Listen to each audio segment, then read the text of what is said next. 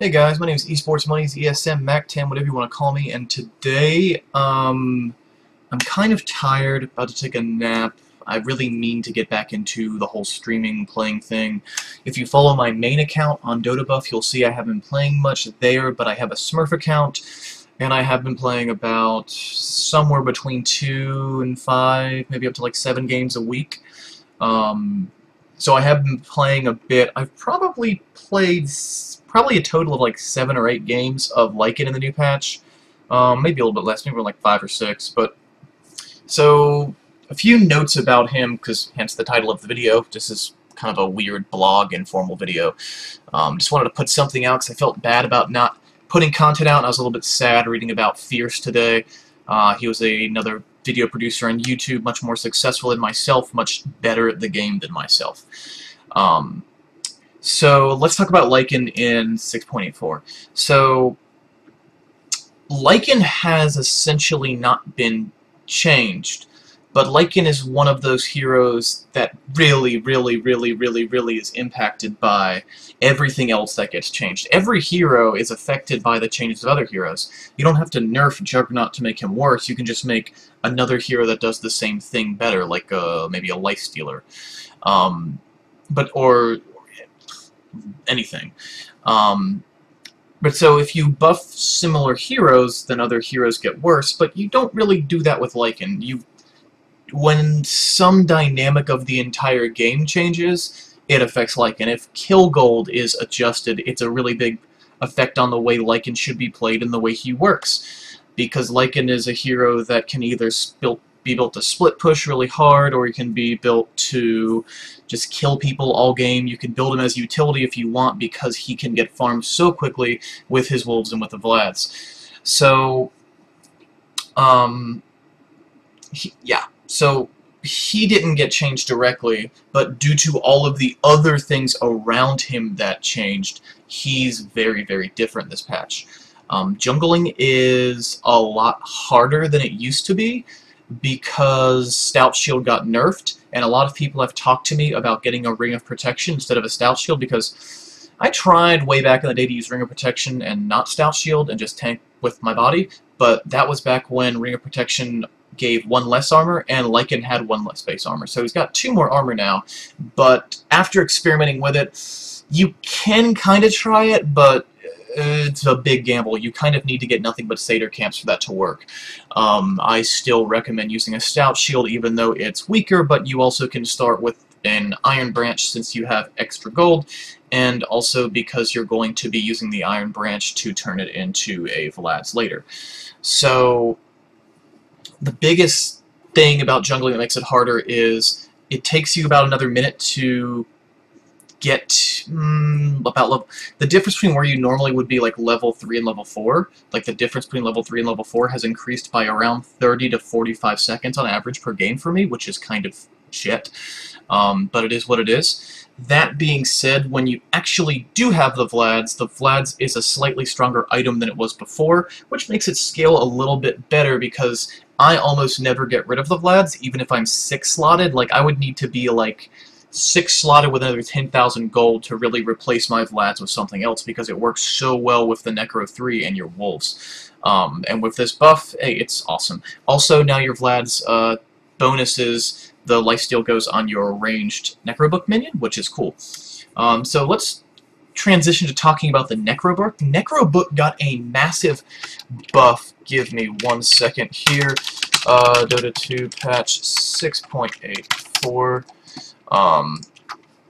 But yeah, so basically, if you guys have ever watched my games before, not my guides, but my actual games, you guys would know that there are a lot of games where I don't actually use my Necro 1. Like, if I'm pushing a tower, I just won't even use Necro 1. And a lot of times, I won't even get to the point of pushing a tower with Necro 1 because I'm just trying to farm to get Necro 2 and 3 up.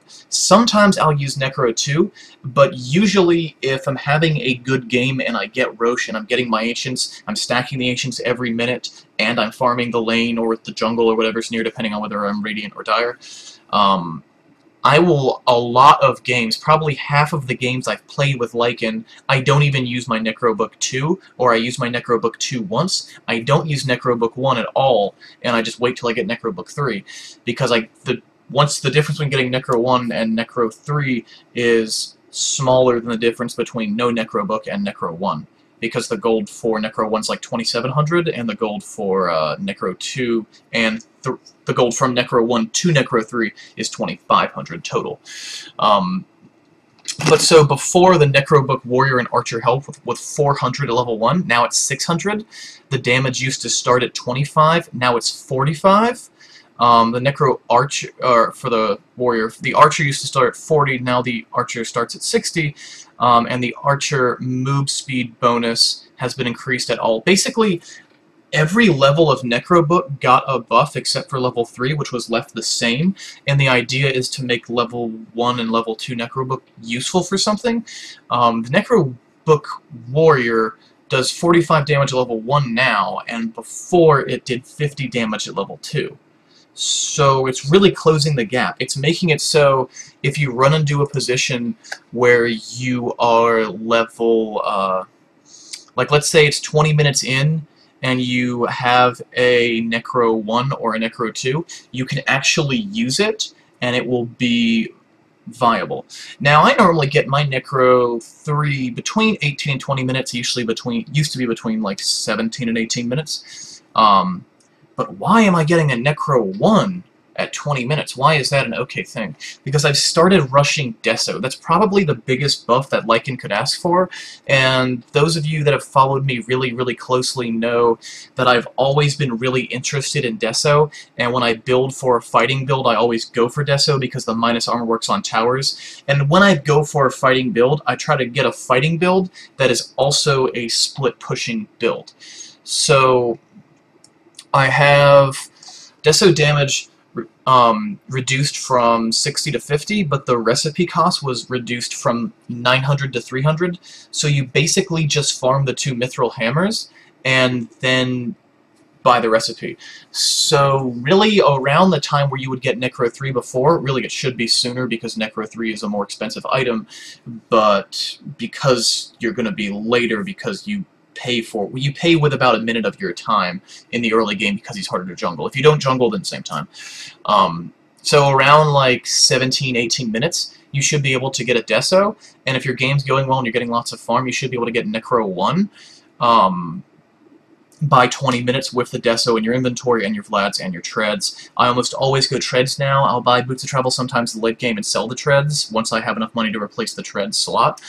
But just stats are so important right now. Fighting is so important right now. I always get Treads immediately after Vlad's, and then build Deso. But so I'm getting sidetracked. But so the Desolator, I would rather have a Desolator and a level 1 Necrobook than a level 3 Necrobook for sure. See, before, financially that makes sense either way because Desolator plus level 1 Necrobook cost way more than just a level 3 Necrobook on its own. But from an actual stats and fighting perspective, it's better to have a Desolator and a Necro 1 than it is to have just the Necro 3, because those Necro units do so much more damage now at level 1 and level 2, and you still have the full minus armor from the Desolator. It's pretty massive. I've been having some success with this. I would say I'm not having the same level up success I was when I was playing in 6.8, but I'm having much more success than I have in the last 2 or 3 patches. Again, I'm not grinding. I've played like 6-7 games of this, and I've been building like this every game this patch. I really haven't been grinding like hard like I used to, like I was like a year ago. So it's hard to tell, but I think if I got my mechanics down, this build would be maybe not just, but almost as strong. It would make the hero almost as dominant now as it was a year ago, just by modifying the build order a little bit. All professional players I've seen still go for that Necro first, but just because, like, what the buffing the Necro does is it makes it so you can get it a little bit later, and you don't have to pay anything for that. And when you ultimately upgrade it to a Necro 3, you're where you should be, where you should have been all along. So, to me, if I saw the Desolator change alone, I'd be like, this is pretty cool, maybe I could consider this as a fighting build, but when I see this Desolator change alongside the buff to Necrobook, I go absolutely Desolator first, then Necrobook, and then of course go into UAC. And by doing this, if you use that early Desolator and Necro 1/level 2 bonus to get yourself into a good position, then you still can get an AC by like 30-32 minutes. And then once you have that, you're absolutely terrifying because you do 50 more damage than you would have before, and the towers and racks and shit that you're going to backdoor are going to have -12 armor. So if something has backdoor protection, you might not even notice because you and your little necro things are going to be doing so much more damage. Vladimir's lifesteal decreased by 1%. It's not a big deal. 10% lifesteal to ranged heroes. So the +2 all stats and the +3 health regen on the R is pretty cool. For Vlad's. Again, it just makes it scale slightly better, which it's kind of annoying in the early game, and overall I think it's a very, very, very slight nerf, but it's not that big of a deal because it's an item that I generally have for the entire game, so I like it to be a little bit heavier because that's not a slot that I can just replace like nothing ever happened. So this has been about 11 minutes. Thank you guys for watching. My name is Esports Monies, ESM Mac10, whatever you want to call me. You can find me on Twitter at Esports Monies, Esports Monies, M-O-N-I-E-S. You can find my Twitch, twitch.tv/MacX10, and my YouTube, which you are currently watching. So if you like this video, please like it and subscribe. Leave your comments, questions, concerns, complaints, etc. I am going to post a real Lycan guide at some point. I just don't know when I'm going to do that.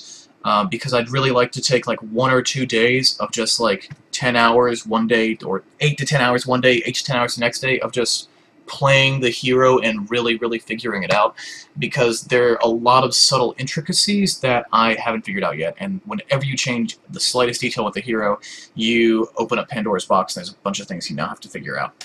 But anyway, thanks for watching. I'll see you next time. Peace, guys.